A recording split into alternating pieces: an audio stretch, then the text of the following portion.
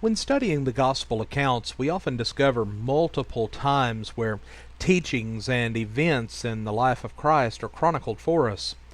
Now, one would expect to observe a repetition of Jesus' betrayal, his trials before the Hebrews and before the Romans, his suffering and his crucifixion, as well as his resurrection and his ascension back to heaven.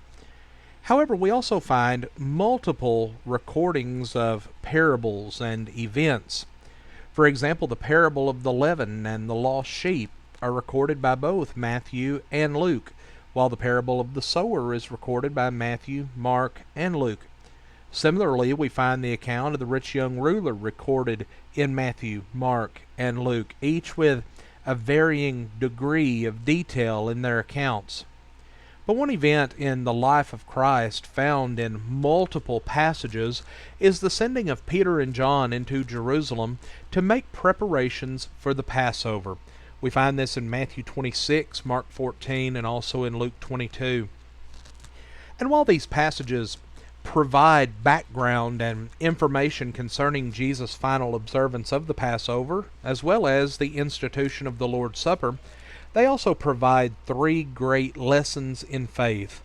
Today we're going to look at Luke's account, as it is the more detailed of the three. In Luke chapter 22, verse 7 through 13, it says, "Then came the day of unleavened bread, when the Passover must be killed. And he sent Peter and John, saying, Go and prepare us the Passover, that we may eat. And they said unto him, Where wilt thou that we prepare? And he said unto them, Behold, when you are entered into the city, there shall a man meet you, bearing a pitcher of water. Follow him into the house where he entereth in. And ye shall say unto the good man of the house, The master saith unto thee, Where is the guest chamber, where I shall eat the Passover with my disciples? And he shall show you a large upper room, furnished. There make ready. And they went and found as he had said unto them, and they made ready the Passover." Now from this text we learn three key lessons regarding faith in Jesus. First, we learn that faith in Jesus will cause us to follow his will. Notice that it says, follow him into the house in verse 10. A faith that follows was demonstrated by Peter, Andrew, James, and John when Jesus called them from their business of catching fish in Luke 5, verses 4 through 11, to become fishers of men in Matthew 4, verses 18 through 22. Matthew also exhibited a following faith when he forsook all earthly endeavors and took up the cause of Christ in Luke 5, 27 and 28. Friends, genuine saving faith is that faith that is willingly and without regret following the will of Jesus. Secondly, we learn that faith in Jesus will furnish us with what is needed. In verse 12, Jesus says, "And he shall show you a large upper room that is furnished." When Peter and John followed the will of the Lord, they were led to an upper room that was furnished. It was ready for them to prepare for the Passover. Thus all that was needed for Peter and John to make ready was furnished.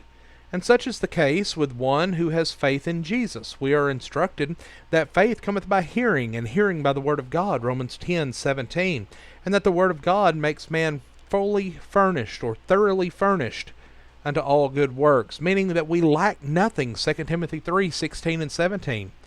John also noted that one who has faith in Jesus has the power to become a child of God, John 1 and verse 12.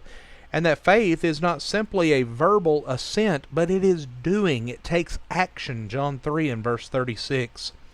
Friends, a deep, abiding faith in Jesus furnishes man with all that he needs, both to live a life that is pleasing to God now, and then to dwell with God when this life is over.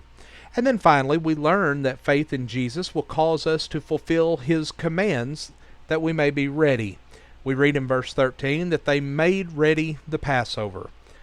Well, following the will and the words of Jesus, Peter and John were able to make ready for the purposes and the works of Christ.